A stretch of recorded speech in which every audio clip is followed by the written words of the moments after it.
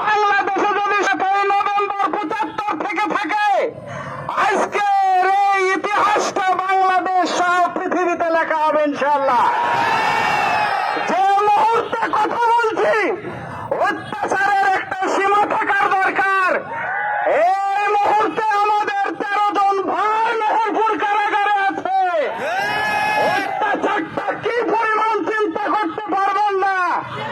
আর সেই 2008 সাল থেকে এই কেদারগঞ্জ বাজারে একটা মিছিল করতে পারিনি, রমজানের র্যালি করতে পারিনি, জনগণের সুখ দুঃখের কথা বলতে পারিনি। বিরোধীদের মায়ের হত্যাকে দমন করতে হবে, এই নীতি আপনারা অবলম্বন করেছিলেন, জনগণের টুটি থেকে ধরেছিলেন প্রশাসন দিয়ে। আজকে সেই প্রশাসন কোথায়? আজকে চেয়েছিল একটা বক্তব্য দেব জনগণের উদ্দেশ্যে, বলেছে আপনি যদি বাঁচতে চান তাড়াতাড়ি যান, বক্তব্য পরে অনেক দেওয়ার সময় থাকবে। তাড়াতাড়ি বাড়ি ছেড়ে পালিয়েছেন। যে জুলুম অত্যাচার চলেছে আমরা স্বচক্ষে দেখছি। আমরা 266 জন ছাত্র দেখেছি এর আগে মারা গিয়েছে।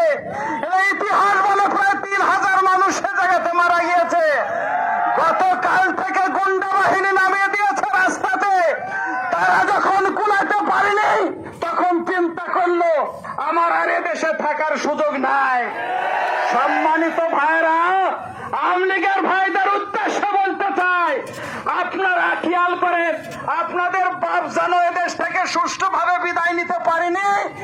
আর আপনাদের মমতান্ময়ী মাতা গণতন্ত্রের মাস কন্যা জনগণের গলা টিপে ধরে যিনি রাষ্ট্র পরিচালনা করেছে, তিনিও সুষ্ঠুভাবে বিদায় নিতে পারলেন না।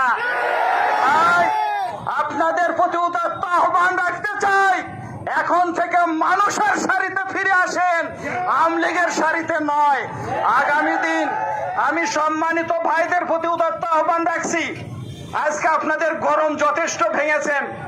আমরা আওয়ামী লীগ, বিএনপি, জামাত ইসলামী, জাতীয় পার্টি, হিন্দু, বৌদ্ধ, মুসলিম, খ্রিস্টান একই গ্রামে একই সাথে বসবাস করব।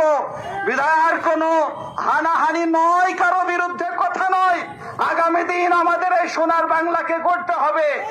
এই প্রত্যাশা নিয়েই আমি আমার কথা শেষ করছি। আল্লাহ হাফেজ। আসসালামু আলাইকুম ওয়া রাহমাতুল্লাহ।